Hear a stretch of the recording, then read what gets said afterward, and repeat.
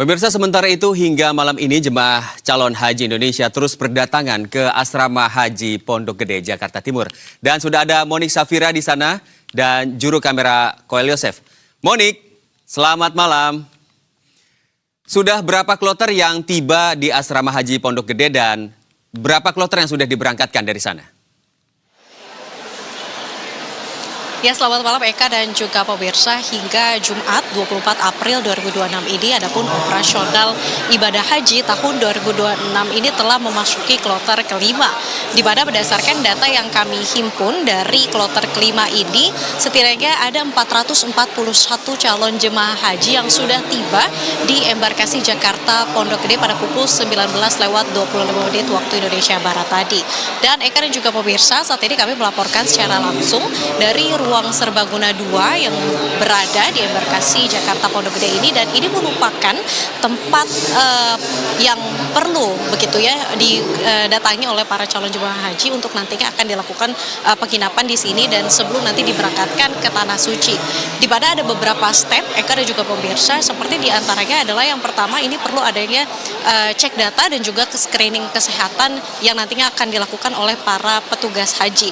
Dan apabila nantinya calon jemaah haji ini dinyatakan mengalami gangguan kesehatan begitu ya, nantinya para petugas haji akan membawa calon jemaah haji tersebut untuk berada di poliklinik dan melakukan pengecekan sebelum nantinya akan dilakukan penginapan dan diberangkatkan ke tanah suci.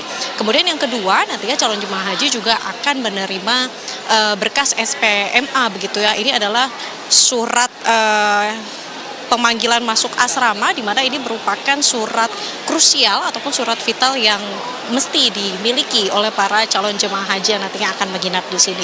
Kemudian step yang ketiga ini juga perlu adanya pengumpulan data begitu ya, seperti kelengkapan pelunasan, kemudian juga pemberian gelang sebagai tanda identitas pengenal juga, kemudian juga nantinya akan diberikan living cost ataupun uang saku untuk para calon jemaah haji. Kemudian yang terakhir, Eka dan juga pemirsa, nantinya calon jemaah haji juga akan menerima kartu nusuk begitu ya, yang akan dibagikan oleh para petugas haji. Jadinya ini para calon jemaah haji ini tidak perlu repot-repot lagi untuk menerima kartu nusuk di Arab Saudi, tetapi mereka terlebih dahulu ini sudah menerima di embarkasi.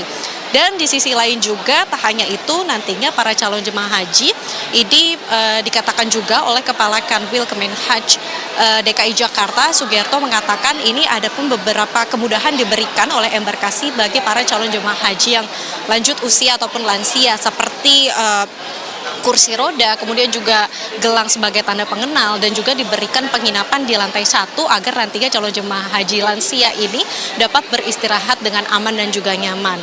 Di sisi lain, kebesokan harinya calon jemaah haji ini sekitar pukul 8 atau 9 pagi juga akan diberikan pembekalan haji oleh para petugas haji sebelum nantinya akan diberangkatkan ke Bandara Soekarno-Hatta, kemudian mereka akan berangkat ke Bandara Madinah, ini tepatnya pada pukul 19.25 waktu Indonesia Barat.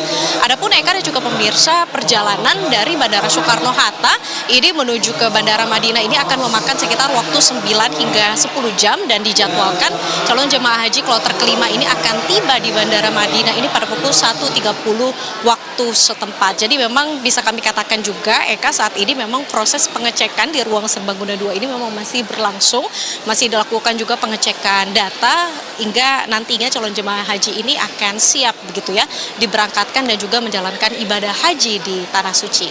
Eka. Iya, Monik, terima kasih atas laporannya dari Pondok Haji Jakarta Timur dan selamat kembali bertugas.